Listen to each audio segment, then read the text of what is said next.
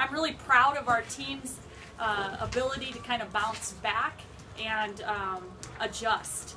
And we talked about some specific things in the locker room at halftime, and I thought our kids really bought into that and came out in the second half and made some adjustments that allowed us to get back in the game and to eventually get over the hump.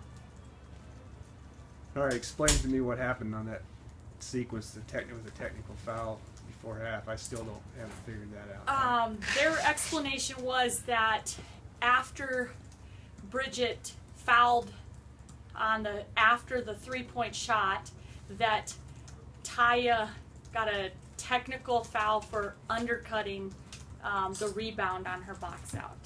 So it was a real tough kind of possession for us there. We kind of took the brunt of that one, but we're able to overcome. So. Yeah.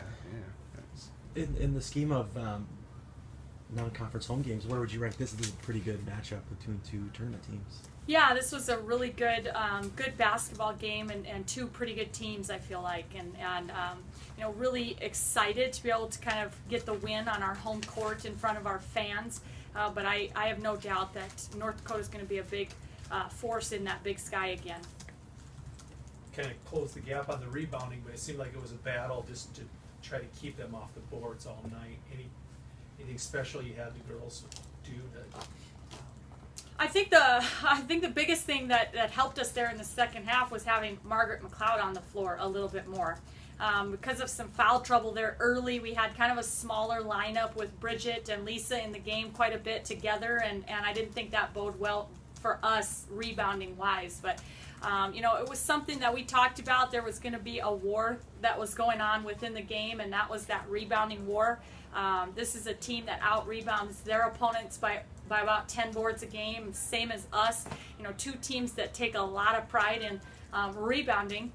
They definitely have the size advantage over us, so we were going to have to make up for that with a little bit of heart. And I thought in the second half that our kids did a much better job of bouncing back, and Margaret out there really made a difference, and I thought did a great job of kind of controlling on the boards there.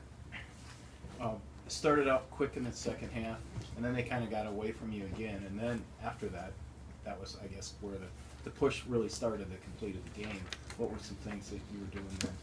Yeah, I think the big key was we continued to be aggressive and attack, and I think right at that mode where everybody kind of started to fatigue a little bit, we got a little bit of a push kind of where we scored a few buckets in transition and were able to kind of get out and run, and that was really good to see. Kelly Stewart was in the game at that point, kind of fresh, and some kids that we had that were willing to be able to kind of continue to run through some fatigue. So that was kind of what got us going. And then I think once we got back in, there was just kind of a pride about not letting one go on our home court.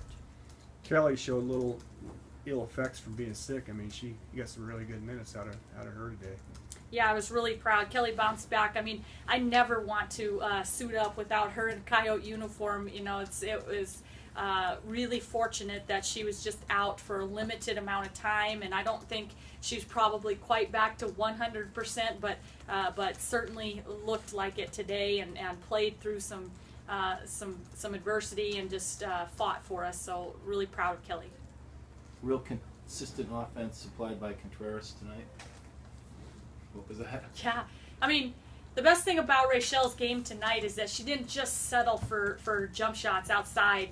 She was able to really knock down at a high percentage, 5 for 8 from behind the arc, which sparked our team, and some big shots out there. But the best thing about her was that she didn't just settle for that. She went to the basket. She knew when and the right times to take it to the basket. She got to the bucket for layups, but also got herself to the free throw line 6 times, which is really good to see for us with her. And so I think that versatility, she's got it, and she showed it here today, which is awesome. Not just that, but 2 outstanding passes to Nicole Seecamp down the stretch when we needed buckets, and Nicole making great cuts, but Rachel hitting her with those passes, just not just her scoring, but her ability to kind of make some plays.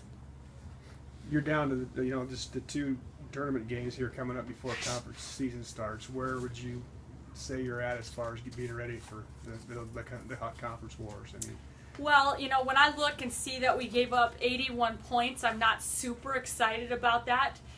You know, so I think that we're going to continue to try to find ways to get better defensively, you know, as we continue to move forward and over the break. And we're going to, you know, I'll spend a few days off here kind of just watching some film and trying to evaluate us on how can we make that happen for ourselves. But, you know, I like I like where we're at right now as a team. I think that we've got chances to continue to improve and make our push towards the end of the season like we like to do. But I think our kids are playing with some confidence, and that's a good thing to see as well.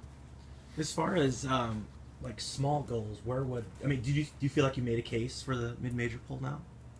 I don't know. We don't put just a whole lot of weight on those polls on people that are kind of on the outside. You know, you know, it's a great honor if that happens, and but we just feel like, you know, we just want to be prepared, continue to improve, and lace them up and go do and control what we can control. But I definitely think that, you know, that North Dakota is a very formidable opponent, and for us to get this win was a good win for our program. Any other questions?